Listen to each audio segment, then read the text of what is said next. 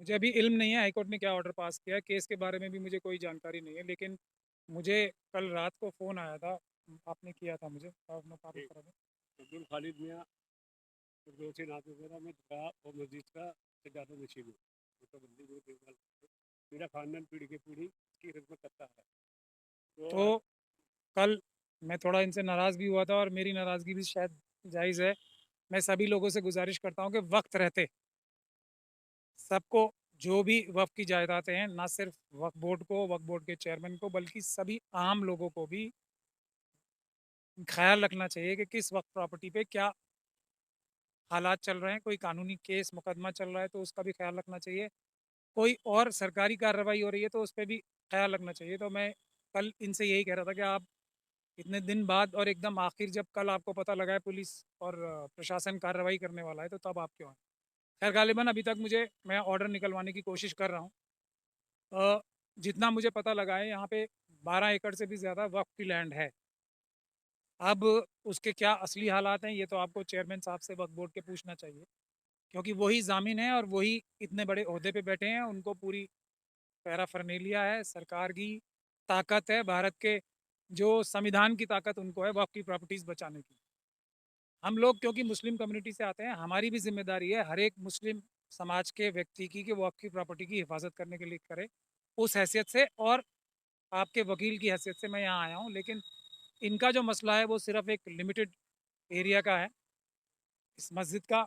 और ये जो इनका पुराना कदीमी कब्रिस्तान है, मैं चाहूँगा आप इन सब की वीडियो भी बनाएं, क्योंकि यहाँ पे एक टर्किश एम्बेसडर भी हैं शायद, खुसरो साहब, अलीगढ़ मुस्लिम यूनिवर्सिटी के चांसलर, उनकी भी खबर यहाँ पर है। और ये बता रहे हैं को इटली के, अभी हम चल के देख भी लेंगे, एम्बेसडर हैं उनकी भी यहाँ पे खबर है यहाँ पे।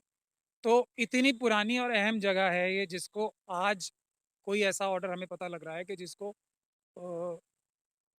तोड़ने का और डिमोलिशन करने का आज ऑर्डर आया है। ये वफ़ की जगह है, इसमें कोई शक और शुबे की गुंजाइश मुझे नज़र नहीं आती। चारों तरफ आपको कब्रें ही कब्रें नज़र आएंगी।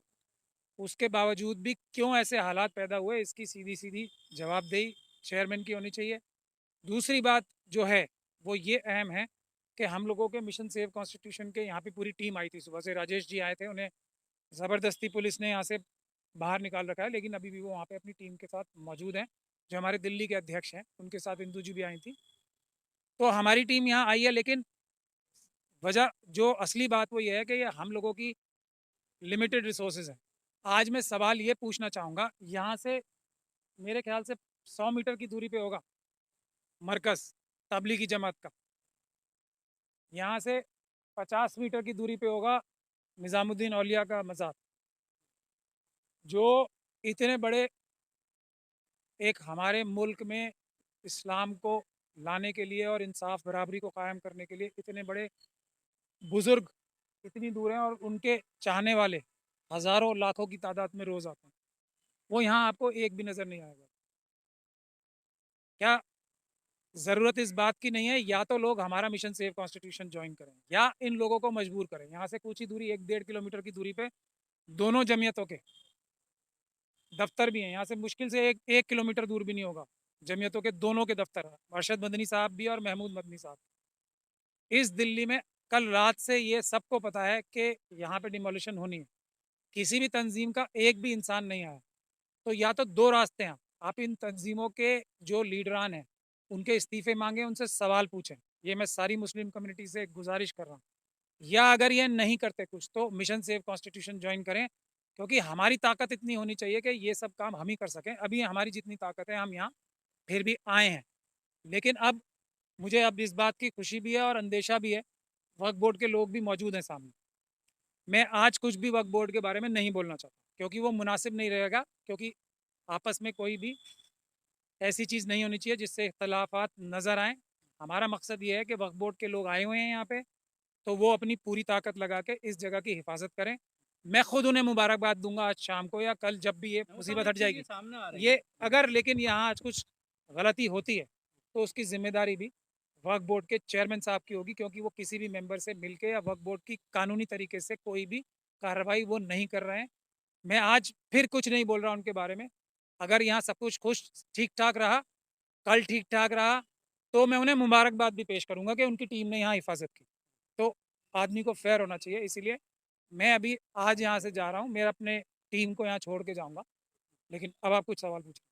मैं कह रहा था 2017 में भी यहाँ पर ब्यूटिफिकेशन के नाम G20 एक बहाना बना है। उसके नाम पर आप देख रहे हैं खास तौर से मस्जिदों को, तो क्या G20 के नाम पर अंदर डेमोलिशन करना? ऐसी बात है, अगर डेलीगेशन आ रहा है कब्रिस्तान तो आएगा नहीं विजिट करने के लिए, बाहर से ही गुजरेगा। अगर गुजरना भी होगा, सामने ओबराय होटल है, हो सकता है कोई डेलीगेट होटल में भी ठहरे। तो किस तरह से इसको जायज़ मानते हैं कि अंदर पूरा डेमोलिशन? देखिए, G20 हो या G200 हो या UN का ही कोई मीटिंग यहाँ पर हो जिसमें पूरी दुनिया के सब ममालिक यहाँ पे हैं, भारत का निज़ाम भारत के संविधान से चलेगा। संविधान के खिलाफ जाके मेरा ये मानना है कि अगर किसी कोर्ट के ऑर्डर के बगैर या जो कानूनी प्रक्रिया है के बगैर, जो कि ये हो रहा है, बहुत सारे जो मज़ार हैं वो गिराए जा रहे हैं बगैर कानूनी प्रक्रिया के, वो अपराध है। लेकिन ज़रूरत इस बात की है कि जो तंजीमें हैं वो उसके खिलाफ एक्शन क्या ले रही हैं, वो नहीं ले रही। इसीलिए मैं आप सब लोगों से गुजारिश कर रहा हूँ कि आप उन तंजीमों के भी मेंबर रहें, लेकिन जो भी इन तंजीमों के मेंबर हैं सारे किसी पॉलिटिकल पार्टी के मेंबर हैं, क्योंकि यहाँ पे मुझे कोई पॉलिटिकल पार्टी भी नज़र नहीं आ रही। वोट मांगने के टाइम पे सब नज़र आते हैं। ये उनकी जिम्मेदारी नहीं है कि आज यहाँ पे कानून तोड़ा जाएगा। इतने कदीम, अगर अल्लाह ना करे ऐसा कुछ होता है कि उसके ऊपर आज ये खतरा मंडरा रहा है, तो क्या सॉलिडेरिटी है जिस मुस्लिम समाज से सब लोग वोट मांगते हैं भाग भाग के, जिस मुस्लिम समाज की वजह से बहुत लोग प्राइम मिनिस्टर, चीफ मिनिस्टर और सब बने। वापस में वो लोग क्या चाहती है? मुस्लिम कम्युनिटी तो एक ऐसी है जो कि वापस कुछ चाहती भी नहीं है, सिर्फ अपनी हिफाजत और अपनी जगहों की हिफाजत ही तो चाहते हैं। हिंदूवादी संगठन RSS और बीजेपी बार बार ये कहती है कि वह आप अपने घर से तो लाए नहीं, आए आपके मुगल और उसके बाद उसको जो है वक्फ किया गया। और सबसे ज़्यादा निशान इन प्रॉपर्टीज़ को, खासतौर से आप जहाँ पर खड़े हुए हैं, अगर इसकी वैल्यू की बात की जाए, बहुत महंगी है ज़मीन। पिछले 10 साल से यहाँ पर तस्कीन बंद है, DDA अपना दावा करती है।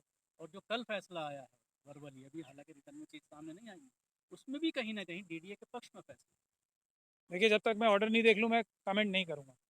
मेरा जो पर्सनल जानकारी में ये वक्त प्रॉपर्टी है, यहाँ ओबराय से शुरू होकर सफदरजंग तक ये सब वक्त प्रॉपर्टी। ये देख लीजिए, दिखा दीजिए, ये ओबराय, ये वक्त की प्रॉपर्टी में। ये DPS स्कूल, ये वक्त की प्रॉपर्टी में। ये सब के सब जिम्मेदार कौन है? जो आज से पहले वक्त के चेयरमैन रहे, सब जिम्मेदार। एक, आज तक के जितने वक्फ बोर्ड के चेयरमैन हैं वो सब जिम्मेदार हैं।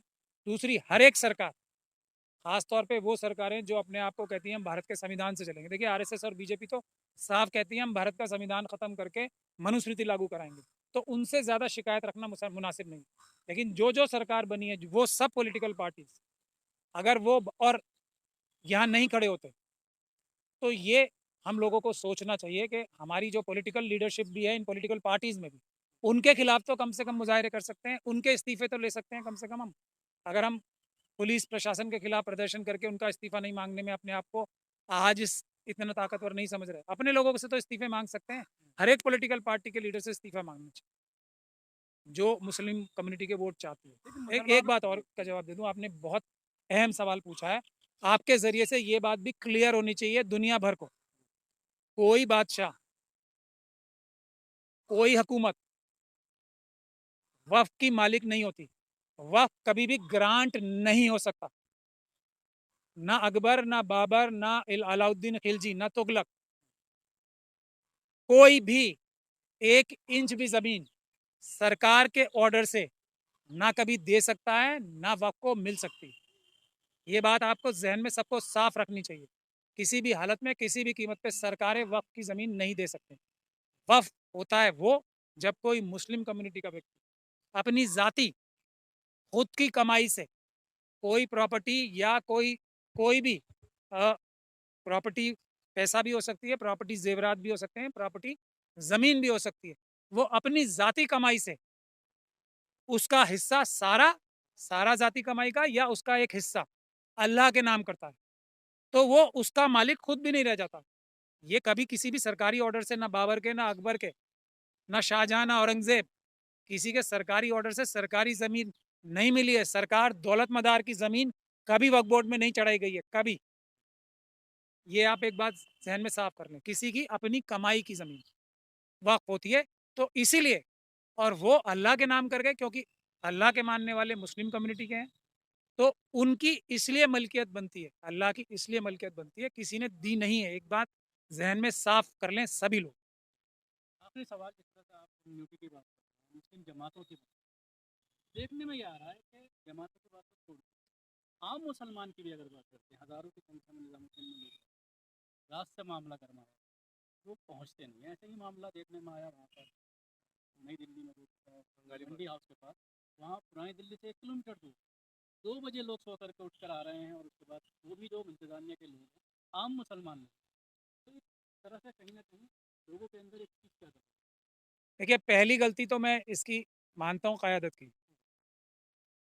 लेकिन दूसरी गलती जो हम लोग, पहली गलती तो है ही क़यादत की, और उससे हम कभी भी बरीउल ज़िम्मा ये लोग नहीं हो सकते जो किसी भी हद तक किसी भी फील्ड में पॉलिटिकल, सोशल या रिलीजियस यानी कि मजहबी क़यादत कर रहे हैं, वो तो जिम्मेदार हैं ही सबसे बड़े।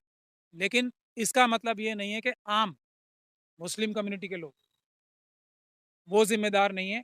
वो भी अगर नहारी खा के रात को अगर सो रहे हैं, तो जिस दुकान पे बैठ के, जिस घर में बैठ के नहारी खाई जा रही है ना आज, वो घर नहीं बचेगा। जो हालात मनुस्मृति के हैं वो समझ लें आप। भारत का संविधान है जो बचा रहा है उन्हें आज, और भारत के संविधान की रक्षा करने के लिए हमारे शेड्यूल कास्ट कम्युनिटी के एक बहन और भाई खड़े हैं वहाँ पे। उनको बुलाना एक मिनट, उनको देख लें आप। वो उठ के सबसे पहले मैं आपको मिलवाना चाहूँगा, जो हमारे दिल्ली के राजेश कुमार जी हैं, प्रेसिडेंट जो हैं, और इंदू जी जो हैं, और डीसी कपिल साहब भी अभी यहाँ पे आए थे। वो मुस्लिम कम्युनिटी से पहले यहाँ आए थे। जो लोग ये बोलते हैं कि शेड्यूल कास्ट कम्युनिटी हमारा साथ नहीं देती या नहीं देगी, उनको थोड़ी अब शर्म और लिहाज कर लेनी चाहिए। अकेले राकेश जी और इंदू जी यहाँ पर आए थे। मैं आपको अभी राजेश जी से मिलवाऊंगा भी। सब्सक्राइब करें हमारे YouTube चैनल को और बने रहें हमारे साथ।